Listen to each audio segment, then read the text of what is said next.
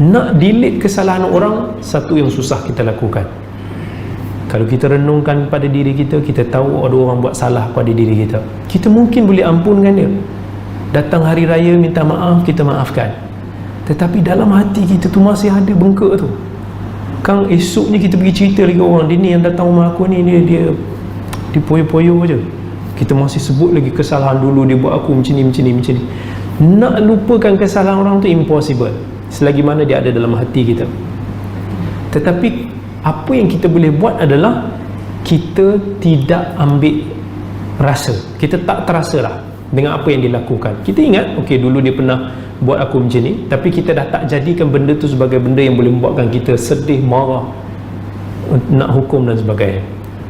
Kalau kita ingat dalam surah An-Nur, bila mana Allah turunkan ayat ni, yang mana ayat ni berkisah tentang peristiwa fitnah yang berlaku kepada Aisyah radhiyallahu anha masa dia dituduh bercurang dengan Nabi sallallahu alaihi wasallam. Kemudian orang-orang munafikin, ada sebahagian daripada sahabat yang terlibat dalam menyebarkan khabar ini. Abu Bakar, ayah kepada Aisyah, pun cukup terkesan.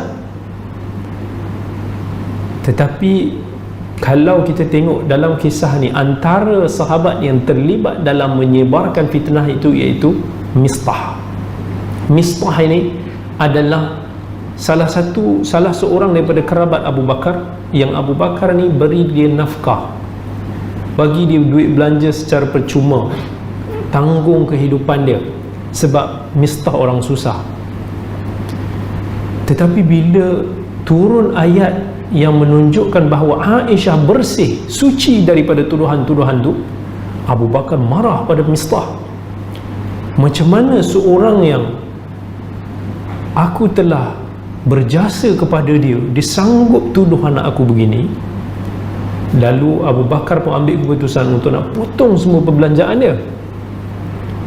Bila Allah turunkan ayat ni, Abu Bakar baca, subhanallah, reaksi Abu Bakar, orang yang beriman. Tengok, bila Allah kata wala ya'tali ulul fadli minkum was-sa'ati ay yu'tu ulil qurba wal masakin wal muhajirin fi sabilillah wal ya'fu wal yasfahu ala tuhibbuna ay yaghfirallahu lakum. Allah kata janganlah orang-orang yang selalu memberi untuk diberhentikan bantuannya kepada orang-orang miskin, kepada orang-orang yang berhijrah fi sabilillah. Allah minta kepada mereka ini falyafu wal yasfahu, ampunkan, maafkan.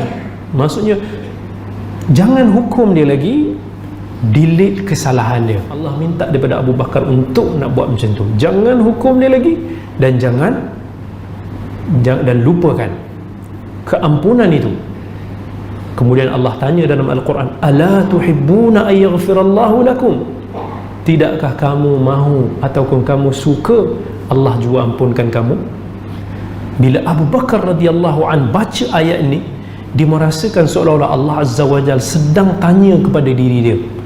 Bila dia baca ayat ala tuhibbuna ay yaghfirallahu lakum, dia terus terjawab bala, bahkan sesungguhnya aku nak Allah ampunkan aku. Maka kerana itu aku akan delete apa yang Mistah ni pernah buat kepada aku, dan aku akan sambung balik nafkah perbelanjaan kepada diri dia. Macam seolah benda-benda itu tak pernah berlaku. Itu jiwa orang yang beriman bila mendengar tentang firman Allah.